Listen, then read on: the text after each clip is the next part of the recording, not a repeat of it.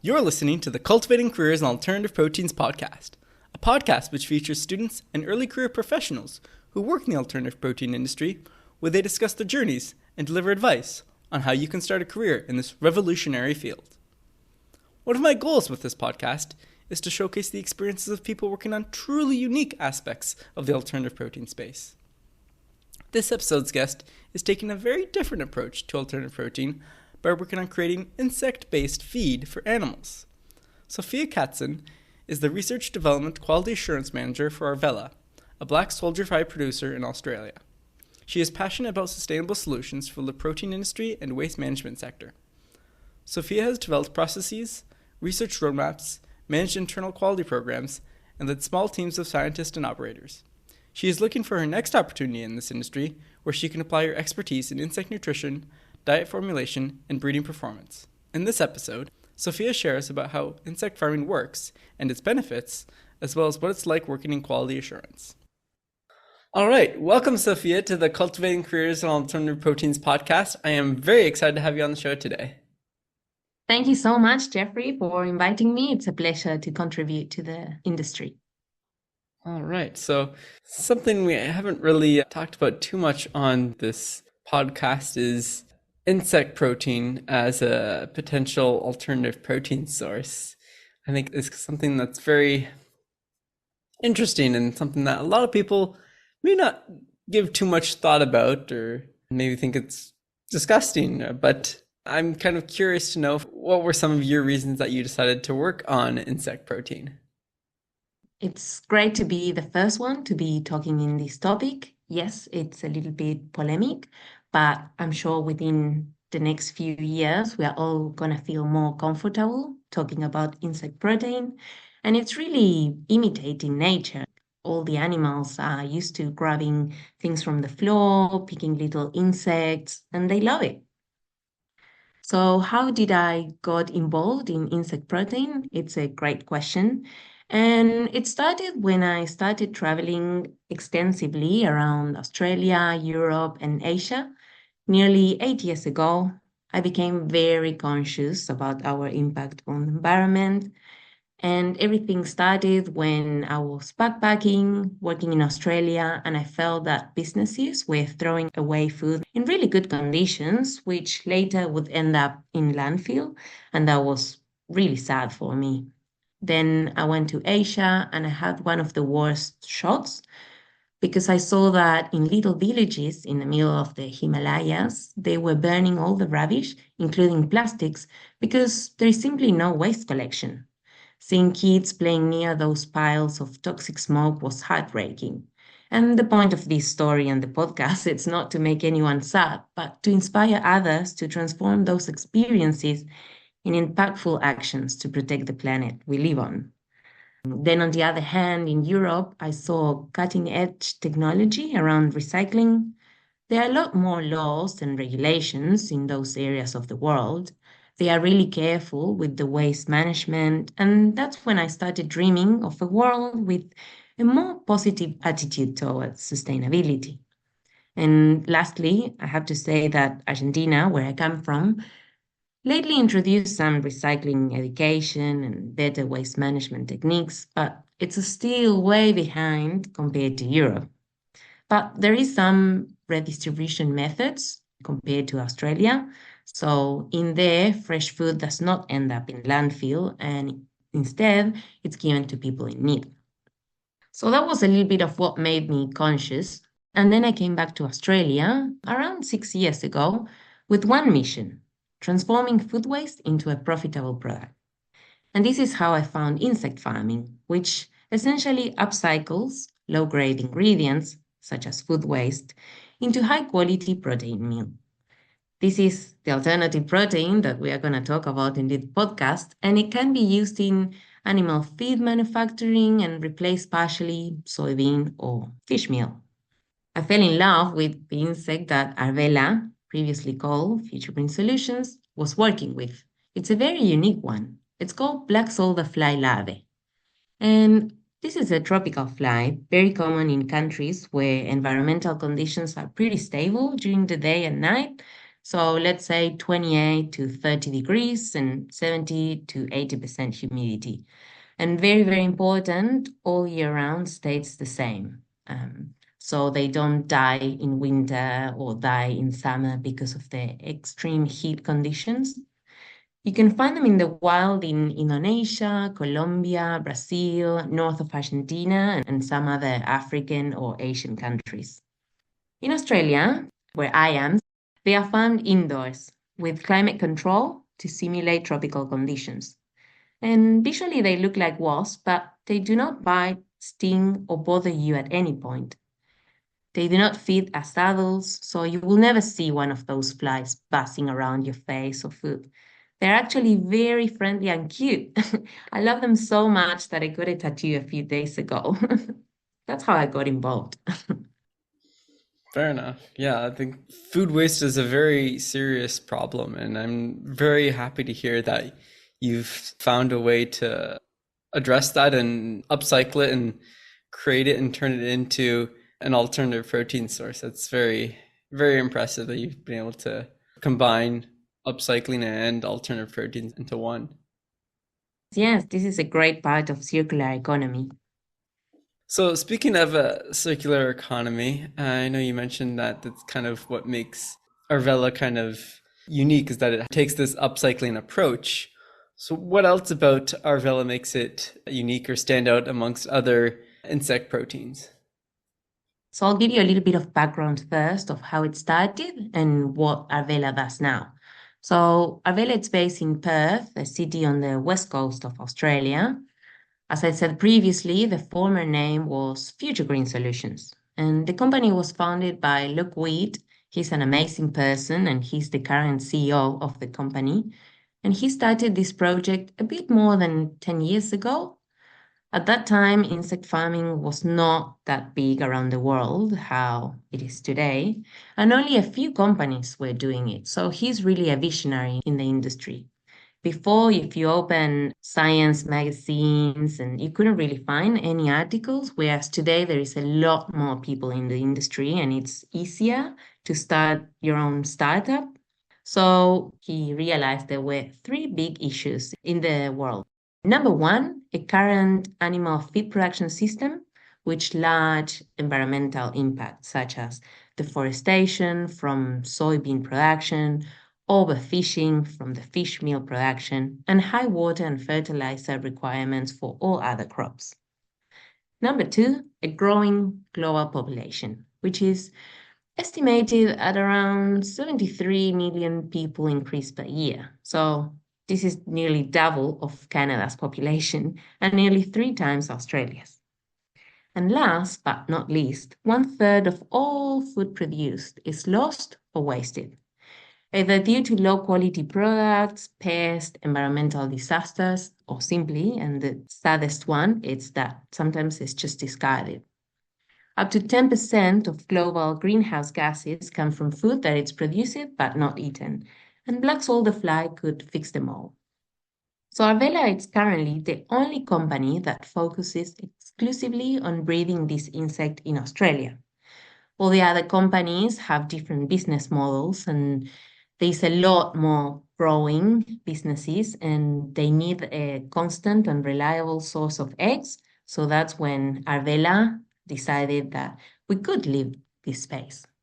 So the eggs are from the flies are delivered to the customers on the east coast of Australia.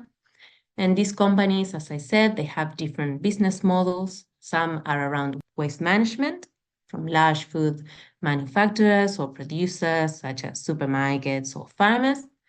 And on the other hand, some other companies' core businesses is this insect protein production. So everyone is pretty unique, really. And to give you some numbers, Arvela is now producing on a weekly basis 10 to 14 kilos of eggs from 180 meter cubes every space. This is roughly two medium-sized greenhouses. And this amount of eggs is enough to treat 160 to 220 tons of food waste, which is equivalent to 4 or 5 trucks loaded with waste on a weekly basis. So this is amazing. Or alternatively, 10 to 14 kilos of eggs can be used to produce 10 tons of protein weekly.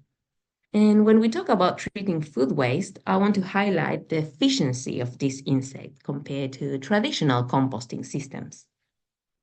Composting produces 50% of the waste volume in 3 months, whereas BSF, the acronym for Black Soldier Fly, reduces up to 85 to 90% in only 7 days. This is a massive difference. Plus, the greenhouse gas emissions are considerably lower. Something that I haven't spoke about, but it's very well known around the world, or at least in this industry, it's the insect manure, which is called frass. And it's really a byproduct of the insect farming, but this product, it's a great soil amendment and can help farmers with soil health issues in a number of ways when used as a fertilizer or even as part of the fertilizer mix. It has shown to positively affect soil structure, water retention, and microbial diversity, which here in Australia is super important because it's a desert. So most of the soil is really sandy, so it leaches all the nutrients to the groundwater reserves. So adding frass, it's great. It also enhances plant resistance to pests and diseases. Frass can provide nutrients such as nitrogen, phosphorus, and potassium to the soil and even enhance plant growth hormones. Using frass in farming, it's part of this circular economy. So we are using a byproduct from a system that it's really, really good for improved soil health and plant quality, increase crop yield, and support plant growth in many ways. That's why we say that we upcycle food waste because we turn it into even better products. So as you can see, I could speak for hours on the benefit of each part of the process, but I'm going to go quickly to the part that brings me to the podcast today, and it's the insect protein itself. It can be used for aquaculture feed, as well as for pet food, for dogs and cats, and as well as a supplement in pig and poultry feed. Black soldier fly larvae are rich in protein, fat, and other essential nutrients required by the animals just mentioned. Why it's so good? Well, the larvae contain up to 63% protein, and this is really depending on the study that we talk about because it's really dependent on the food that the larvae was fed with. If you feed it with high fat products, then the end product will be more fatty. And if it has, let's say, more protein, then the end product will have more protein as well. So that's one of the beauties of this farming system. Black soldier fly larvae also have a great amino acid profile and are a good source of essential fatty acids. So that's why it's an excellent source of nutrition for animals.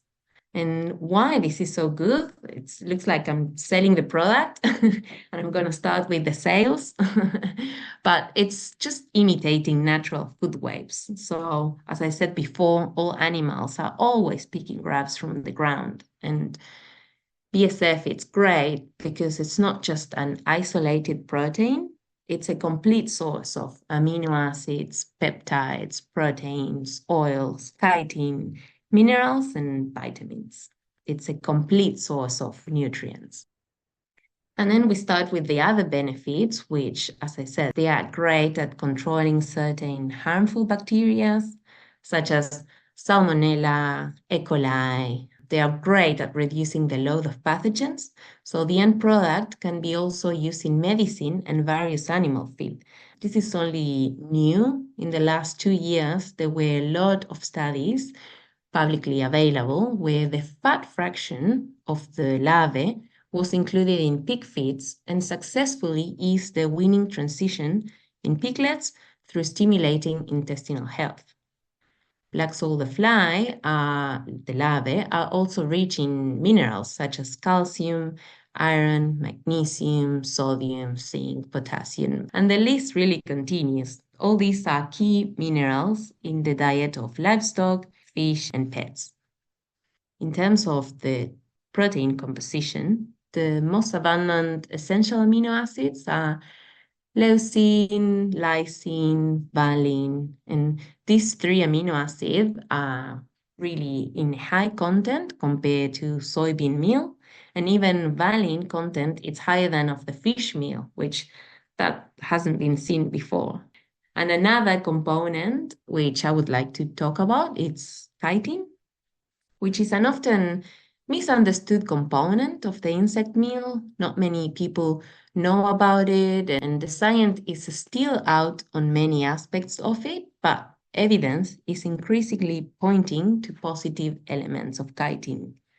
So it can help improve the digestive capacity of fish and pets by breaking down complex carbohydrates and other nutrients so they can absorb better all these nutrients. So yeah, I think I went through all the benefits. Wow. Yeah, I had no idea that it was so efficient and had all these other benefits and nutritional aspect of it. That's truly an amazing product that you have. Yes, yes, yes, yes. And all around the world. I want to say that yes, Arvela, it's great and we are in Australia, but there is a lot of companies around the world doing the same, let's say, with some of them focus on just the breeding, like us, or just the waste management, or just the insect protein production. So it's great. Yeah. And so you mentioned there that you're selling your product to animal feed companies, but do you ever foresee selling your product for human consumption? Good question. And yes, we do focus on animal feed. And no, it's not really the idea to sell it to humans. It's not approved to start with, and there is a lot of research to be completed. So maybe in 10, maybe in 15 years, something like that, but not for now. Okay, fair enough.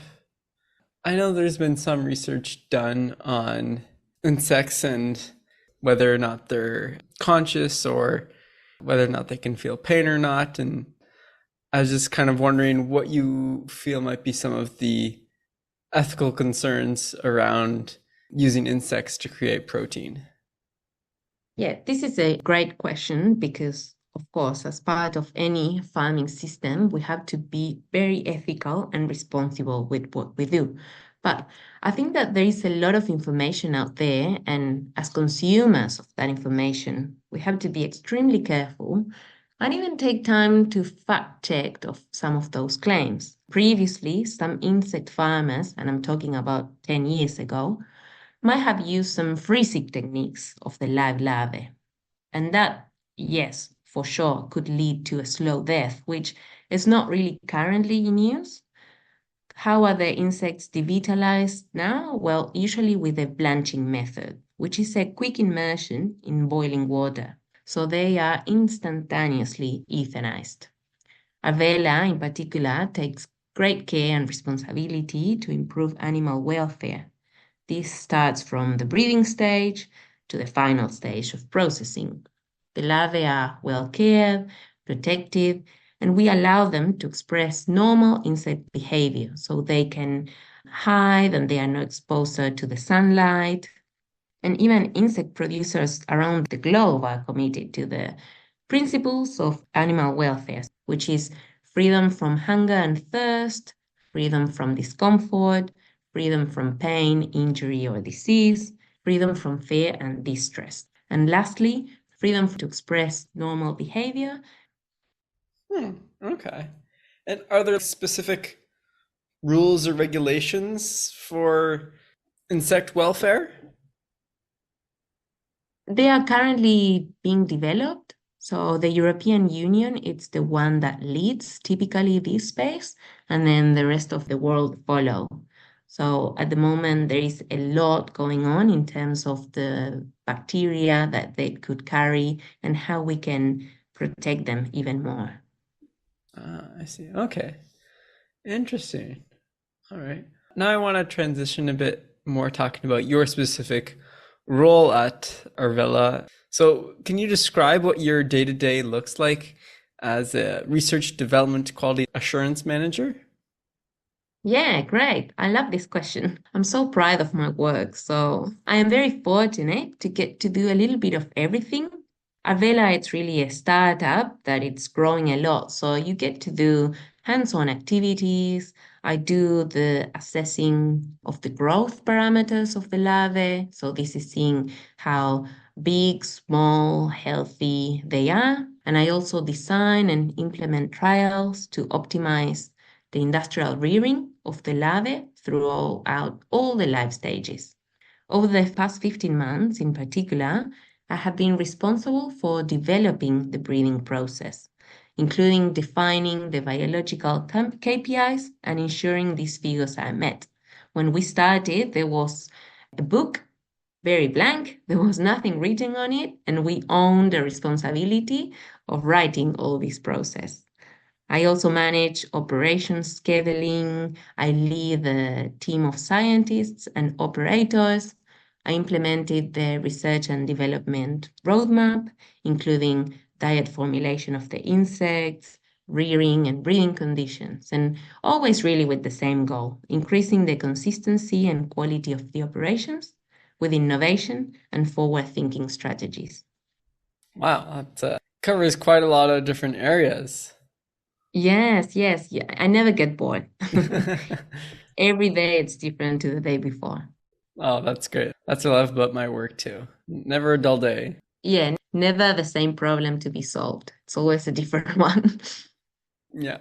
So I recall you mentioned previously when we talked earlier about how Arvela is the first black soldier fly producer to achieve the Feed Safe accreditation. Can you explain more about what that process of achieving that accreditation involved? Yes, yeah, of course, of course. It's been a super interesting journey that we went together with the whole team.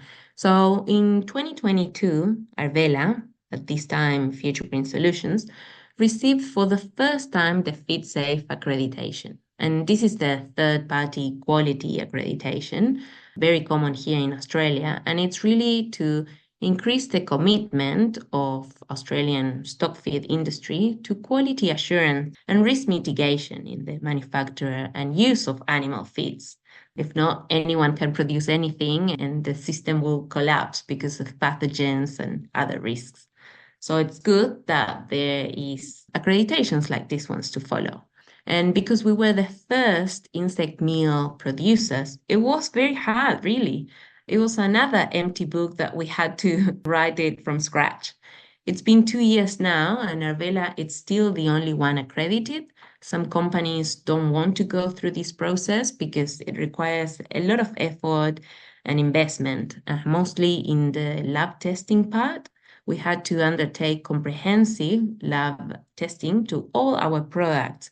So the protein, the fat, the frass, the inputs, all the other outputs. And we had to demonstrate to the feed industry that insect protein is safe to include in their formulations. Some of our customers were Ridley, Pet Good, and Feed for Thought here in Australia, which are super, super careful in choosing their suppliers. Wow. That sounds like that was quite a intensive undertaking on your part to achieve that. And I'm curious to know if what led you or helped you to learn or figure out how to do this. And do you feel that your educational or experiential background, how's that prepared you for that? Yeah, so it's, as I said before, a super interesting journey full of lessons. And the most challenge was that there weren't any templates for it. So we had to write everything from scratch. There was no methods or protocol available that we could take off the shelf.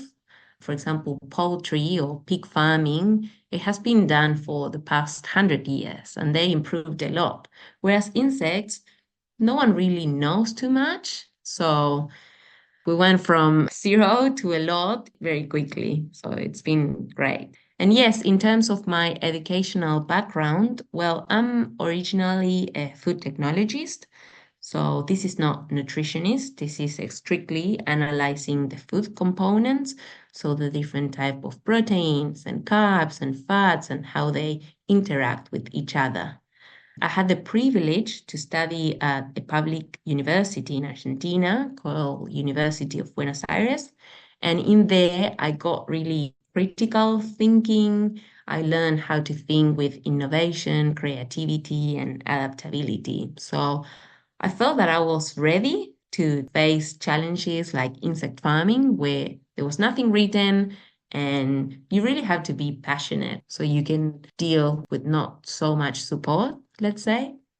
And when I said privilege, I mean it because I did not pay for my studies. The government in Argentina covers the cost of 113 degrees across 13 faculties, and this is not very common around the world. Usually you have to pay for university. So I'm really a big supporter of public education in Argentina and how they prepare me to tackle all these food waste issues. Wow, that's awesome that the government was able to fund your education. Yeah. All right, and now it's getting close to the end of the episode here where I like to ask the question I ask every single one of my guests, and that is, what advice do you have for job seekers in the alternative protein industry? Go for it. It's absolutely worth it. It's not an easy journey. There is a lot of regulations and difficulties being new industries, but it's the way to go. It's great to be part of alternative protein industry. The future needs more people like us thinking how to solve the problems of tomorrow. So just choose what you want to do and contact people, go to conferences, webinars, start your network, and then suddenly one day you will be doing what you were dreaming for. Yeah, that's a good way of phrasing it. I like that. Yeah, because when you are passionate, everything becomes easier. Oh, for sure. Absolutely. Find your passion and go for it. Mhm. So, for any listeners who are interested in Arvela and are looking to potentially work there, is Arvela actively hiring? And if so, what types of roles and where should people apply? Yes, Arvela is in a constant expansion mode, and there are farmhands operations and production and system roles. And currently, there is a unique search for a chief operations officer. So just head to the website and apply within. All right, and I'll include a link to the website in the show notes. Yes, please. Okay. Lastly, is there anything else that you want to add or discuss? If people are interested in more of the benefits of Black Soul the Fly Larvae, I suggest they go to LinkedIn, Twitter, Instagram. There is plenty of information available these days, and we need more people committed with the cause. We need more entomologists. We need a lot more people with technical knowledge. So keep exploring because it's an endless world of opportunities. And another thing is that there is a conference in Singapore at the end of June. It's called Insects to Feed the World, which I recommend people to join online. There is that option. And I will be very lucky and I will be attending to it physically. So if anyone that is listening it's going, please contact me so we can meet up. Great, and I'll provide a link to that conference in the show notes, as well as links to other resources where people can learn more about insect protein and career opportunities within this space. Great, thank you. Sofia's experience demonstrates that the alternative protein industry covers such a wide variety of areas, which is why there's a place for everyone, including you, to be a part of the alternative protein revolution. Backed by popular demand, Talist is running a second cohort of their masterclass course, where you can learn about career advice through synchronous content and webinars. A link to register is provided in the show notes.